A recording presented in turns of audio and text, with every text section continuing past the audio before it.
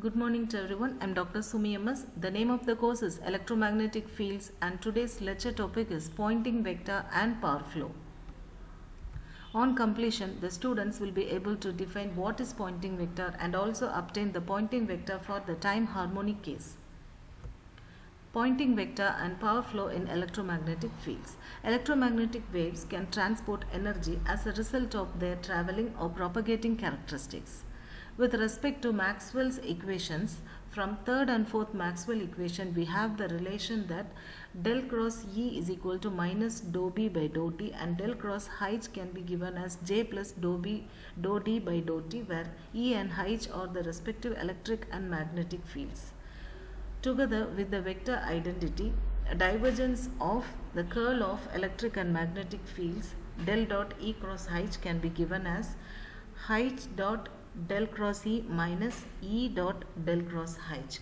Substituting the above two equations in this identity, we can obtain del dot E cross H is equal to minus H dot dou B by dou T minus E dot J plus dou D by dou T.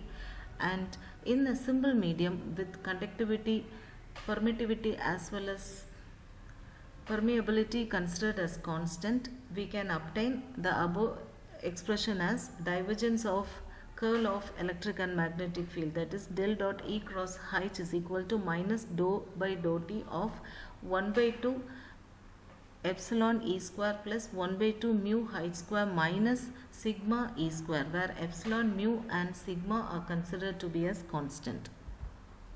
And therefore the divergence theorem states that the integral over a surface S of E cross H ds is given as minus dou by dou T integral over a volume V 1 by 2 epsilon E square plus 1 by 2 mu H square dV minus volume integral over a volume V sigma E square dV.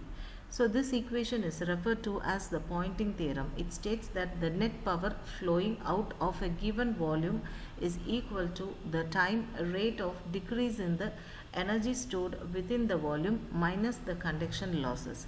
Here the first part of the equation represents the rate of change of the stored energy in the electric and magnetic fields, and the second part of the equation represents the power dissipation within the volume, and the total decrease in power within the volume under consideration is given as surface integral over a surface S E cross H ds is given as integral over surfaces P ds, where P is equal to E cross H, which is called as the Poynting vector, and it represents the power density vector associated with the electromagnetic field. The integration of the Poynting vector over any closed surface S gives the net power that is flowing out of the surface. Poynting vector for a time harmonic case. The instantaneous Poynting vector is represented as P of E comma T is equal to E of E comma T, P of Z comma T is equal to E of Z comma T cross H of Z comma T, where the wave is expressed propagating along the positive Z direction, and E and H are the respective electric and magnetic fields along X and Y direction. So if we consider a plane electromagnetic wave propagating in a positive Z direction with Ex and Hy respectively the electric and magnetic fields, we shall write the Poynting vector Pz as Ex of Z comma T multiplied with Hy of Z comma T, and the direction of this vector is along the Z direction. And obtaining the average, we require to find the real part of the above multiplication, and here Pz average is given as half real part of Ez Hz conjugate, where Ez is Ex of Z in X direction and Hz is Hy of Z in Y direction for a plane wave under consideration.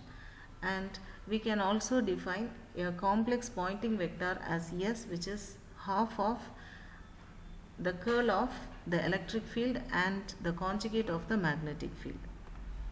The time average of the instantaneous Poynting vector is given as P average is equal to real part of the complex Poynting vector. Quiz questions on Poynting vector and power flow. What do you mean by Poynting vector? Determine the Poynting vector for the time harmonic case. Thank you.